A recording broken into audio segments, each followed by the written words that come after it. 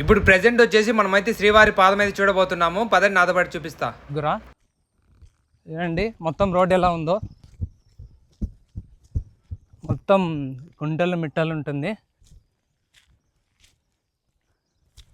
మొత్తం గుంటలు మిట్టలు. ఇప్పుడు ఇది చూస్తున్నారు కదా, ఇవి వచ్చేసి మనం ఎన్ని ఫ్లోర్లు బిల్డింగ్ కడతామనేసి అన్ని ఫ్లోర్లు రాయలు పెడితే అన్ని ఫ్లోర్లు బిల్డింగ్ కట్టాలని వాళ్ళ కోరిక అంట. ఇక్కడ